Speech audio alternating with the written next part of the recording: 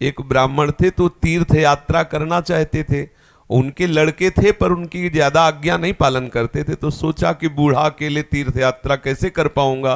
तो एक गरीब ब्राह्मण का लड़का था, उससे कहा कि भैया तू इधर उधर नौकरी के लिए भटकता, अगर तू मुझे तीर्थ यात्रा करवा दे तो मैं तेरे खान पान की व्यवस्था और धनराशि भी दे दूंगा। ब्राह्मण ने कहा चलो अच्छा है, आपके साथ तीर्थों का भी दर्शन होगा।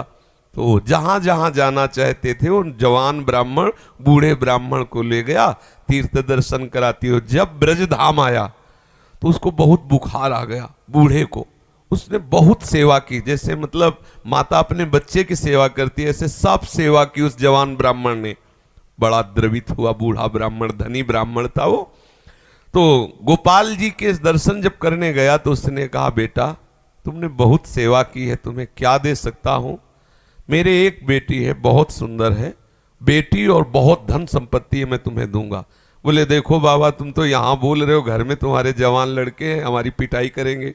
बोले हम गोपाल जी को साक्षी करके कहते हैं कि अपनी बेटी का ब्याह तुम्हारे से करवा दूंगा और संपत्ति भी दूंगा। बात हो गई।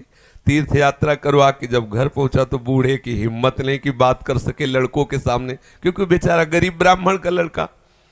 महीना भर सोचता रहा कि कभी न कभी तो सूचना दे, वो तो सूचना नहीं। तो घर गया उनके और बोला देखो बाबा आपने कहा था कि तुम्हारा, तो लड़कों ने धक्का लगाया और दो चार थप्पड़ लगाए कि तेरी सामर्थ्य क्या है कि तू मेरी बहन से ब्याह करने की बात सोच सके। बोले नहीं बाबा ने कहा था। अब लड़कों की वो स्वरूप देख करके बाबा बदल गए। उनका हमें नहीं याद है कि हमने कुछ कहा था। अब उसने कहा अरे नहीं तुमने तो गोपाल जी के सामने कहा था। उनका हमें याद ही नहीं कि हमने तुमसे कुछ कहा है। पीट के भगा दिया। अब उस लड़के को इस बात का बुरा लगा कि तीर्थ यात्रा करके आया और कह रहा कि मुझे याद नहीं है। अब मैं अपनी तरफ से तो कहा नहीं था ब्याह करने की, और इसने हमारा अपमान भी करवाया, अब तो ब्याह करके ही रहेंगे। उसके जिद चढ़ गई। उसने पंचायत बुलाई और पंचायत में कहा कि इसने हमें तीर्थ यात्रा के लिए प्रेरित किया, तीर्थ यात्रा ले गया, मैंने इसकी सब सेवा की, इसने ठाकुर जी के सामने मेरे ब्याह की बात कही। तो बोले कोई और गवाही दो तब बात बनेगी। बोले गवाही में तो केवल हम ही और ये बुढ़ा और ठाकुर जी थे। तो बोले अब भाई गवाही तो दो में क्या, तुम जो कह रहे हो कि इन्होंने कहा वो कह रहे नहीं कहा, तो तीसरा चाहिए। वो तीसरे में तो ठाकुर जी थे। तो बोले अगर गवाही दे दें तो ब्याह हम जबरदस्ती करवा देंगे। पंचायत पहले लगती थी गांव में, जैसे होता है ना न्यायालय, तो छोटा मोटा न्यायालय समझो गांव का, पंच लोग जो निर्णय कर देते थे फिर वही होता था। तो बुढ़े से कहा तो बुढ़ा राजी हो गया, क्योंकि उसे पता था गोपाल जी थोड़ी आएंगे।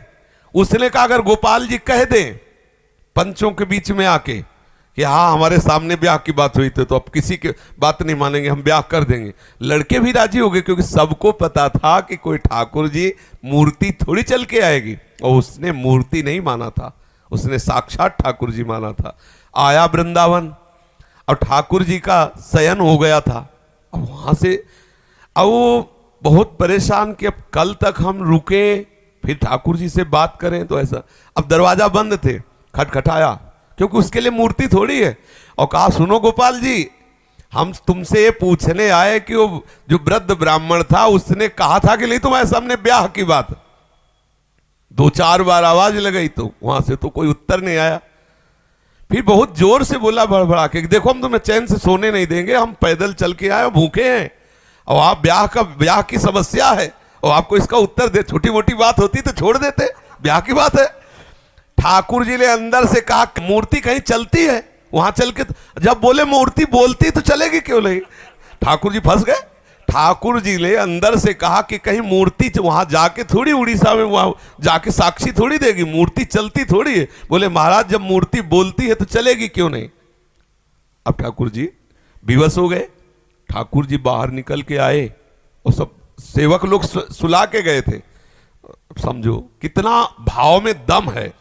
उसने देखा बहुत सुंदर गोपाल जी साक्षात ठुमुक ठुमुक कर करके आए, नौ किशोर। बोले देखो हम चलने के लिए तुम्हारे भाव के कारण राजी तो है, लेकिन भोग राग की व्यवस्था, क्योंकि हम वृंदावन के ठाकुर, हमें तो चक माल चाहिए, हमको चना चवेना में तो रुकने वाले हैं नहीं, रबड़ी गुलाब जामुन ये सब चक्क चाहिए। तो बोले देखो कुछ रुपया तो है, अब शादी का चक्कर, इसलिए व्यवस्था तो तुम्हारी बनाएंगे ही हम।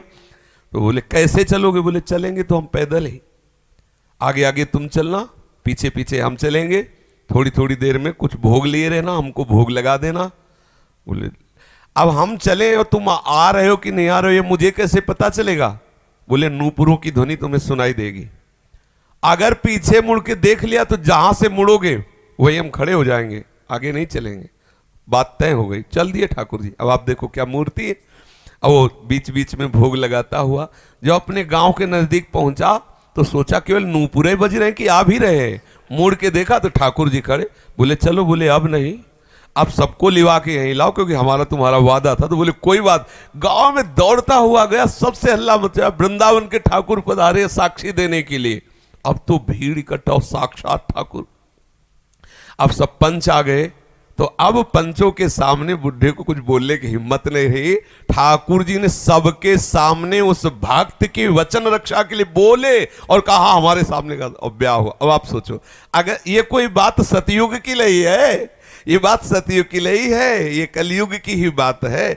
हमारी श्रद्धा, हमारा विश्वास, जैसी हम भावना, अगर ठाकुर को मान लिया कि मूर्ति है तो मूर्ति ही रहेंगे, अगर मान लिया कि हम भले नहीं समझ पा रहे लेकिन हमारे ठाकुर है तो एक दिन वो समझा देंगे कि वो ठाकुर है। जो छवि हम देख रहे हैं, राधा बाबा के पास भी ऐसी छवि थी। तो राधा बाबा से ठाकुर जी बात करते थे, ठाकुर जी मुस्कुराते थे, और हमारे सामने छवि, क्योंकि हम उन्हें फोटो मानते हैं। कभी फोटो और ये बात ना माने कि मूर्ति वो साक्षात है, ऐसी भावना करे तो अनुभव में आने लगेगा कि ठाकुर साक्षात है। जी।